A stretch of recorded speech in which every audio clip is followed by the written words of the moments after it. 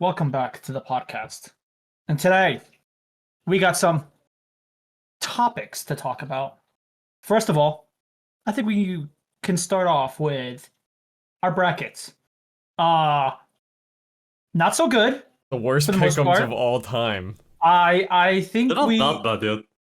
I know. I think it's pretty bad. I think some of our takes were kind of bad. I'm not gonna lie. First, we can talk about. We can go group by group at least, as we There already you go. have each group already has one team qualified, so we can go group by group. Mhm. Group A, we're pretty good. I ain't gonna lie. Group A, we kind of started hot. We did say Pepper X was gonna dominate that bracket, and Didn't would we you know also it? say Sentinels was gonna win? They still can. I mean, they still still can, can. Oh, yeah. but like, did we expect a 2-1 from Giant X? I I think don't we think said so. Giant X No. was pretty. Did we not expect Giant X? I don't think we commented much on it. We just went straight for PRXN and we didn't question anything. Oh, fair. So I mean, shout out to Giant X. They put 2-1 against Sentinels, and then they lost 2-1 against Paper X, which surprisingly they put up a very good fight. So now it's XLG and Sentinels for elimination, which is tomorrow. And then we have Giant X, and whoever plays that plays Giant X for qualifiers. Yeah, or if top eight. Sentinels wins, then they get the run back. But how Yeah. funny would it be if Sen bombed out of Champions like instantly? That would be a little funny I though. win too. A little bit, yeah. For the memes, it would be funny if they bombed out. I would have to say. You know what I think? Mm. After watching Sen play Giant X, what I'll say is, I think Sentinels is favored in a rematch versus Giant X because they obviously have the vault to review. Mhm. Yeah. I'm doubting whether or not they can beat XLG. Yeah. Really? Yeah, they did not look great. Oh no! If they lose to XLG because they got up, Paper X basically fucking toyed with XLG for the most part. It was like one of the most one-sided best of threes I think I've ever seen. Well, one of the craziest ones. At least this was the most one-sided best of three in the whole Champions, in my opinion. It was like Paper X had the control the entire time. 13-9 and 13-5. Yeah, but like even though with that score line, Paper X, I didn't not for 1 second did Paper X ever feel like damn they could lose this map, not once. So I mean it can be XLG because China's looking kind of rough this Champions. I ain't gonna lie, China is not doing so hot. They have went 0-8 in the first round. The first round so far. They Dang went it. 0-8. I didn't even think about that, but then when you say it out loud, that's fucked. They have not won a single map, which is like, and then people always say, China's a very competitive region. I don't know. You guys started off 0-8. So right now, China fans, they're not doing so hot. Dude, they just gotta lock in. I'm sure I one guess so. Chinese Yeah, that's team all, will that's get it all. through. I mean, I don't think so. I honestly, if we'll go over this, but right now, XLG, the first Chinese team, they have to go against Sentinels and they have to go Giant X, a really good looking Giant X at least. So I doubt they're gonna go far with that. But I mean, I don't know. I think Giant X just look really, really fucking good. I can see them. I mean, They do. yeah, they look very solid. Like they look like a whole team. It's kind of insane. When it comes to Group B, I think Group B was the one that was a massive upset because how the fuck did MIBR beat BLG? Or Billy Bill Gaming. But how the fuck did MIBR 2-0 them? And it wasn't like a It was a close stomp. It wasn't a close 2-0. It was like 13 MIBR and genuinely 9, destroyed them. 13. Jesus. 13-2 and 13-9. Yeah. Like Aspas went plus 18 the entire series. Like he was going hard. I mean, don't get it wrong, Verno did also go plus 19. Verno was also, but incredible. Verno was amazing that series, but like holy shit. Like it was insane. Verno went plus 15 just in map 1 and he broke the KD record that was set by Tons. Yeah, I saw that. That's fucking diabolical. He went 18-3 in map 1. What was Tenz's record? Do you know off the top of your head? I don't remember, but it hadn't been beat until now, so that says Yeah. something, right? That Jeez. says something. Yeah. No, that's insane. I think I am like drastically surprised. Like again, and it's also I think I believe I had Fnatic the other team qualifying. I have Fnatic as a second team qualifying. Turns out they're the first team to qualify in Group B. But they did really well. They really like destroyed RRQ, and then they had a really close series. I think MIBR against MIBR map 3. That shit was insane. Chronicle, Yeah, that man is the GOAT. He might not show it in the stat lines a lot of the times, but that man, he's got to be up there as like a top 10 player of all time. At least he's in the GOAT conversation for sure. Arguably that's top what 5 player has ever. been saying he's one of Yeah, them, bro. he's got the lock-in trophy. He's got like 2 Masters trophies. He's got like 9 regional EMEA trophies. Like I don't know. Got the Infinity. This guy just doesn't stop winning. Yeah, he just needs the champs. He has to win I think champs, and then if he wins champs, he is solidified instantly as a top 5 player of all time in VCT history. I mean, I think he is now already. I think he is now, in my opinion. Top 5 is a bit crazy. I'll put him top on. 5 is but with champions, I would say top 5. As a top 5 player, yeah. I mean, look at the accolades he's winning. He is a winning player. I understand. I know, but like he's won more than any other player. Is my point. You're saying he's top 5. Sadek is saying he's top 1. Yeah. So why not? He's top 1. So like he's already in that conversation. Who's above him? Who's above him then? Oh, when you would put who's above Chrome? I think Aspas is above him. But why? He hasn't even won a Masters. Out of the conversation. Who's next? Technically, he's won a Champions. He didn't even get MVP. Pankara got MVP. Oh, that is true. I don't know. You could say that, but I think solidified, because the thing is, I think the only reason is why people are not going to put him as top 1 is because Chronicle's not a very flashy player, and he's not a duelist and all that stuff. Yes. So you have to be flashy to be top 1. No. I disagree. Okay, think about it. I think Chronicle is one of the most clutch players. No, he is, but I'm not saying it like that. Think about it like in other sports related issues. Like for example, basketball. LeBron is considered the GOAT, right? But why? But you can look at MJ. He has more rings. You can look at Bill Russell. He has more rings. Kobe has more rings, but LeBron is the GOAT. I mean, you depends on who you ask if LeBron's the GOAT. I mean, depends I on don't who know you enough ask. about basketball to make like a real good claim here, but I feel like you saying LeBron's the GOAT versus other people saying it, like, I feel like that's like something that's also up for discussion. Accolades do matter. I agree. Accolades have the biggest play out of all this, but there's also other factors to it. I think, again, he is a top 5. Chronicle's a top 5 player. You could say top 3 even. I'm just saying there are different aspects of it, but I think also if he wins champions, automatically top 1, and nobody's beating him for a while, in my opinion. If he wins champion top 1, yeah, I can settle. Yeah, if he wins champion, automatically top 1 player, the GOAT of Valorant. Tens who, Aspes who, nobody. Chronicle's the GOAT if he wins champions, in my opinion. But fair enough. now we have the bottom. Elimination. Speaking of Group B, now we have Billy Gaming versus RRQ. What do we got, boys? What are we thinking? I said in the last episode that I'm an RRQ believer, so I'm sticking to that. You're still sticking to RRQ being Bill and MIBR? Yep. Okay. You heard it here first. All right. We'll come back to next week and see if Sadek is wrong or he's just a genius. Clearly. Now we got Group C, and this makes me chuckle based on Sadek's This was a huge upset. This is okay. So I don't know how the fuck Team Liquid won. I lost. I'm not gonna lie. Guys, I don't know where the fuck in quotation marks, DRX is here.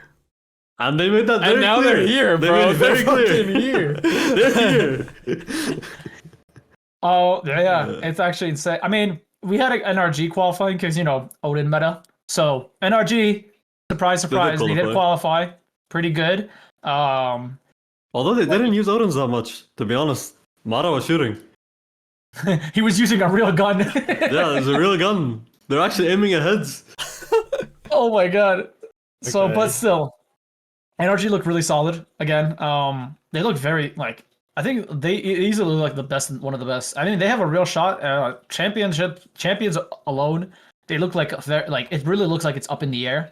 Again, it's series by series, so it depends. But NRG looked really solid against EDG.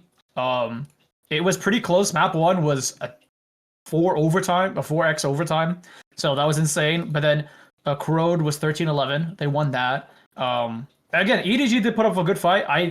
I still think EDG still has a chance to qualify. but it's hard because now they have to go against Team Liquid, who dominated EMEA basically, and then they have to go against DRX, who basically beat Team Liquid. It's gonna be close, but I think for the safe bet, I don't even know if we want to say safe anymore. I don't even know if we could think Liquid could qualify. Well, I mean, like, we honestly, had Liquid as one of the teams to win the whole thing, right? Like, before? We had one of the I favorites, want to stick to Liquid, but it's not like now. Okay, throughout this year they've been dominant, right? Like Yeah. even the first tournament of the year at Bangkok, they made a pretty deep run. I think they made it to top 4, Yeah. right? So now is I think the first time we're gonna see how Team Liquid resets from a loss like this, because they're at the risk now of just bombing out of the tournament entirely after being dominant throughout the year. So this is, I think, the first test they're going to have mentally. So we're gonna have to see how they can come back from that. And if they do come back from that, I stick to my thing about them making a deep run. But obviously, if not, then they're bombing out next game. So Yeah, I believe also last podcast I said that Team Liquid kind of had the biggest pressure, one of the biggest pressure in this turn coming into the tournament. Like you go in, you end Fnatic's streak of domestic dominance, to then go also dominate EMEA. So you're coming in as the number 1 seed, but then you're also losing to DRX, who have not been looking too hot in the Pacific region. Kind of get like pretty. They got kind of surgically removed in the opening bracket. And then you have to go against EDG, you know, last year's reigning champions. For the most part, the core is still there, I believe, for the most part. But still, it's 4 out of 5 players that are there. Yeah. Yeah. So for the most part, the core is still there. So you still have to go against the reigning champions, and then you have to go back and you have to replay DRX, who just destroyed you guys. So it's hard. I would say Team Liquid has a chance, very much a chance to do it. But I think this lower bracket run is going to be a little insane. Mm-hmm. Group D was also Another upset. Unfortunately, I have to eat my words. Heretics actually did pretty good. I don't know how the fuck they did pretty good. Did pretty good. They did pretty They won decent. 10-13 both maps against G2. And then they destroyed. And then they 13, not destroyed, but they did. They won about the same. 13-10, 13-11 T1, against T1, but did not drop a map. Yeah. No, they won 4-0 in groups, which is congrats to them. I had them absolutely bombing out. I'm sorry, I was not familiar with your game, Heretics. Clearly, you guys are actually still pretty decent, even though you guys keep going second place, except EWC. But yeah, and I think also second place is still second place. Yeah, second place isn't like last. Yeah, it's like a deep run in still everything. Second place. True, yes, but think they you're have just this a curse hater. of always getting second place. So it's just like the meme now that they keep getting second place. I think we had a prediction also with DRG. We officially know that Demon 1 is going to be playing for the rest of the tournament. They weren't. Vikoshu was not able to. He's not going to be able to get into Paris at all. He's out of. Even if they make it to a deep run, he won't be able to come into Paris. So Demon 1 is subbing in. I think we did have it. If Demon 1 was playing, we said that that DRG were not really going to go for. They're probably going to get out. So now G2 are in the lowers, which is weird. Now it's G2 against DRG, and then they would have to play against T1 for qualifications. With that being said, does DRG have a chance? No, but I did see an interview that was saying that with Demon 1, the only issue they have is a lot of translation issues. Of course. You know, it's like hard to translate when it comes to Ghana. I think that's also like the issue with Verno. When Verno first joined MIBR, it was a lot of guys just knew Portuguese, and then it was like someone had to translate him while they're in game, which is a little annoying. It takes an extra step, takes a little longer. You know, so a lot of the guys have to learn English or like really get accustomed to English so they can help Verno. I mean, again, they did it pretty well. They meshed up pretty well. I think but the issue with that is they have time to scrim and they had time to play with each other. With Demon 1, he's going in with basically a 2-week notice or a week notice. Like not even a 2-week notice to get in and really get accustomed to the team. I don't think it's gonna go well. But hey, we'll see how it is. We'll see if Demon 1 can pop off. Maybe that 6-month run in 2023 can actually come back to him. But I think I do think G2 makes a lower bracket run. I think it was just like a hiccup. They lost against Heretics. I really do you think it's that obvious for G2 to beat T1? I think T1 have looked better than I thought they would look. I think they looked good because it was a weakened DRG. I think the real proof is I have to see them against a fully healthy squad that actually played together. I mean, they technically won one more round than G2 did against Team Heretics. Yeah, but again, that's Team Heretics squad has been playing together for like ever. That's that's my point. I'm comparing G2 versus Heretics to T1 versus Heretics. They had almost the same performance. Yeah. Yeah, I still think G2 still comes out on top for the most part. I have G2. I think so too, but I think there is a world, and it would be a crazy world, but there is a world where G2 might lose. That would be, and then everyone's pickums are gone, and then nobody's safe. But thing is also, it's a Team Liquid situation. Team Liquid dominated all. I mean, G2 is coming in with three-peat domestic titles. T1 came in dominating EMEA, and they won that domestic title. So like the fact if Team Liquid and G2 both bomb out of groups, like now it's just the first seed curse. It's literally a first seed curse, but then now it's literally who the fuck is winning champions? Like it's genuinely up in the air. There's like no real tell on who's winning. Then. Fnatic would make a good Fnatic again. They looked really good. They could win it, but also like Paper X they're coming off a Masters win, a domestic win, and then if they win champions, would that be considered a 3P in trophies? Would that be considered 3P a trophy? Because they won 3 not trophies. Necessarily, but they would be the best team this year for sure, no doubt. Right? Like winning a Masters and a Champions, which has never happened before. Yeah. No team has ever won a Masters and a Champions in the same year. So winning a Masters and Champions, and then also winning a domestic title, this is like a cherry on top, They've won every title they could have won. Literally every title, yeah. They won every title more, like, again, Sentinels have yet to win a Champions. They've won 2 Masters, that's more than them. Loud, they won a Champions, but not a Masters. So it's like, they've done more than most teams. So, I think as of now, they've done more than most teams. I think that there is no team, I believe, if I'm not mistaken, there isn't a team that has won a Champions and a Masters. No, there are players, but not teams. There's players, not teams. So if Paper X do it, that would cement them as one of the greatest, or one of, if not the greatest VCT team in history. And also would be saving their spot for 2027 when they do that whole revamping thing. So they'll be in. I think they're safe anyway. They have a huge fan base. They have a good fan base. They have a good group. They're winning. They're actually winning. Furia can't do that. He had to do it. I have to insult Furia at least once every time we do this. I have to insult Furia. But by the way, shout out to something. He went plus 22 against Giantix. Damn. Yeah, he did really fucking good. Something looks online. He's probably in his best form that he's ever been in his career. I'm not gonna lie to you. So now, if he wins Champions, would he be considered the top 3 player of all time? No. Even with a Masters and Champions and two domestic titles, he's basically won it all. I don't think it's something that's carrying this team. Everyone on Paper X is good. So I wouldn't. But then you just said that about Chronicle. No, but Chronicle has done it on different teams. Okay, he's won a Masters with Gambit, but I'm saying something has stuck with Paper X through the lows and the highs. I think Paper X as a whole is a great team. I don't think something, if you take him out of Paper X and put him on a different team, will perform the same. But Chronicle, I feel like he'll still do his thing. So you think something only performs well only on Paper X? He has a very good system. No, he has a very good system around him.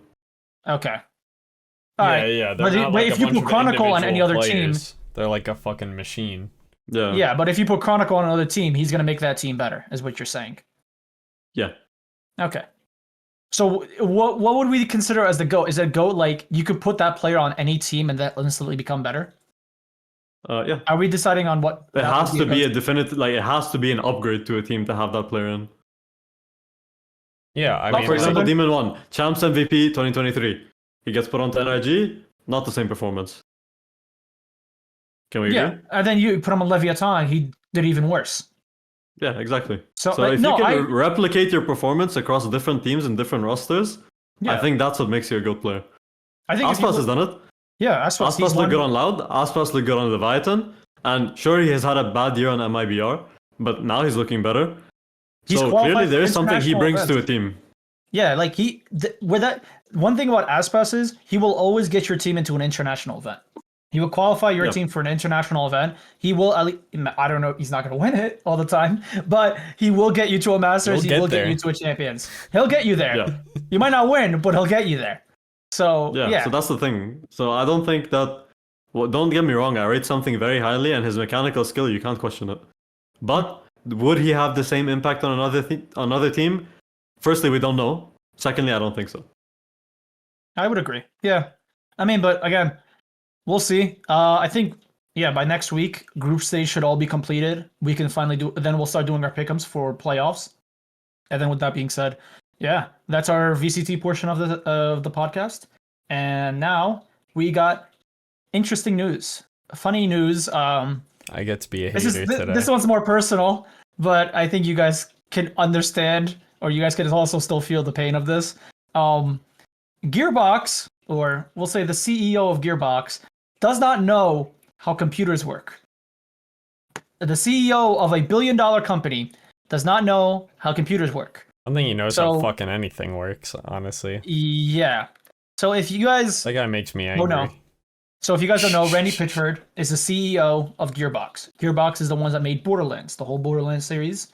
So Randy Pitchford decided on release, everyone obviously was saying, hey, the game is great. You did everything better than Borderlands 3. But the only issue is the optimization is not good. Console players, they can't get past 60 FPS. And when you're into a big fight scene, they're getting shafted in FPS. I think there was a famous clip that came around where some guy was fighting a horde of people. He on Xbox Pro, this Xbox Series X Pro, so the best version of the Xbox, it went down to 1 FPS while fighting a horde of people. 1 FPS? It literally went down to 1 FPS. Oh my god! 1 point. So it was like consoles are just having it rough right now. PCs, the PC is that much better. I got the game for free. I wanna put that out there before. I have a lot of hate to spew about this fucking game. But 2 weeks ago, I built a brand new fucking PC with a Ryzen 9800 X3D and a 5070 Ti that has 3 fucking power cables that go into this goddamn graphics card. Okay, like this isn't like a shitty PC. And on release day, played the game. I couldn't go 15 minutes without the game fucking just crashing entirely. Really? So that's the first thing. And then they came out with a patch. So the game doesn't crash anymore, but for some reason on medium to high settings, not even on ultra, I can't get more than 60. Yeah. And like, I have like one of the best like gaming CPUs you can straight up fucking like buy. Yeah, Denny basically built like I don't have like a 5090, but like a 5070 Ti isn't like, it's not like a cheap fucking graphics card. Yeah, like that shit is beefy. That shit is beefy, to say the least. And I'm not running DLSS because DLSS, I don't care what CEOs and large companies try to tell you, DLSS makes things look like shit and gives you fucking input lag. So I'm not running DLSS, but there's no reason why on a game that looks like fucking Borderlands, I'm getting 60 FPS, or barely getting 60 FPS. It's fucking Borderlands. Yeah. It's not like some photorealistic, ray-traced fucking crazy game. It's fucking Borderlands. Yeah. So yeah, I think with that being said, it's important to understand that like the way he's explaining DLSS, this man loves DLSS so much. It's like this man is saying DLSS is like Bitcoin in 2008. Like that's how highly he's praising DLSS. He's like, just turn on DLSS. And then you know what pissed me off the most? This one like genuinely irked me. Was like, hey, if you guys can code better, then show me. It's like, oh my god, that's not how you do it. That's not how you tell your audiences to go and fucking buy your game or to help that. That's what pissed me off the most. He says, "Oh, you guys don't do anything." First of all, Randy, you're not coding the game. You're not designing the game. You're not in there coding every single day and making sure the game is running well. You're there is to just make sure the company markets the game. You are not doing any of that stuff. You are making the game worse. You're branding the game even worse than it needs to be. And for the most part, you don't know what you're talking about. I think one person also said that like it was just he just going on a tirade, and then he came out with I need people to go on his Twitter and then go back like a few days ago, right before or right on release. Bro, this man got community noted. He got community noted. Yeah, I saw that. One of his tweet was, every PC gamer must accept the reality of the relationship between their hardware and what the software they are running is doing. So basically, he's also explaining that these PC reviewers or these PC websites don't know what they're talking about, and they don't know how to run. They don't know anything about PCs. He got community noted and says the publisher of the game is responsible for providing accurate, recommended, and minimal specs, since the consumer is absolutely no way a way to check how the game is run before the hardware is released. Again, how is this game running worse than Tarkov? Tarkov is objectively known for having fucking awful, horrible optimization. Like, that game is a great game, but my god, is that game awful at optimization. The maps are shit. Like running it is shit. Streets of Tarkov, I am getting 30 FPS running that map. If any Tarkov players that listening to this, they understand. Streets is like one of the worst maps to run. Somehow, Star Citizen. I don't know if you saw that. Oh my god, tweet. yes. Some guy ran Star Citizen at ultra settings and got more frame rate than playing Borderlands at fucking high settings. And Star Citizen is like a hyper-realistic looking game, like with its graphics and shit, Yeah, and has so much more joke. shit on the CPU than Borderlands. But Literally. And then but the thing is with that is like, I know he's a CEO and he can do whatever the fuck he wants, but he is literally, because the game is good. Like, I beat the game and I literally did most of the side quest on that game. The game is genuinely a step above in every way to Borderlands 3. The only issue this would have not been blown out of proportion if he was like, "Hey guys, we understand that that optimization has not been up to par. We'll be working on it," and that's it.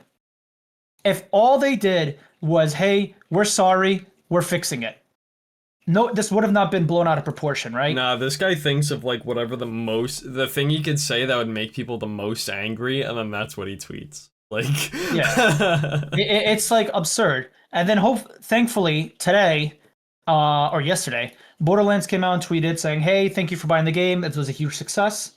And then they also actually acknowledged, which I do respect Borderlands and Gearbox for doing. Not Randy. I respect the company. Which they say, "We know the PC players are running into bugs and crashes. We hear the updates and involving stability and performance already started to roll out over the weekend. And another is coming on Thursday. This is our top priority. Also, consoles don't have FOV sliders, so that's also another big issue with it. So they're fixing that on top of that. But the issue was, if they just came out with this, and then Randy just shut the fuck up, this would have not been blown out of proportion. But he is so adamant in thinking that he knows more than what gamers is. But then he's also saying that, oh, you have a 5090? Okay, so I guess your PC is not good. He does not understand what hardware and the difference between hardware and software is what pisses me off. How do you not know the difference? He thinks like, just get a better PC. Your PC's old and shit. No, bro. Your game is run like shit. So, Randy is an idiot. Randy, for the most part, is an idiot, and he should just get off Twitter and just let his developers actually fix the game. That's all I'm going to say, but for the most part. But yeah, that's it. News for this week. Yeah, that's it. News fucking for this week. God, I got heated there. But yeah, thank you for watching. We have some core news also. The Apex boys are playing this weekend on Saturday. Check it out. We unfortunately went 12th this week, so a little rough last week. But we're hoping to come back and perform really well, because I know I did if I'm not mistaken, the rule book is you have to get top 10, and we want to maintain that. We never want to be on the cusp of it. So, go check out the boys. If you want any core news or want one to start and everything, check out QOR Gaming on Twitter for everything related to that. And yeah, that's the only esports news or core news for the week. If you want any merch or want to check out our website, go to QORgaming.com/shop to check it out. Alrighty, guys. All right. Bye-bye.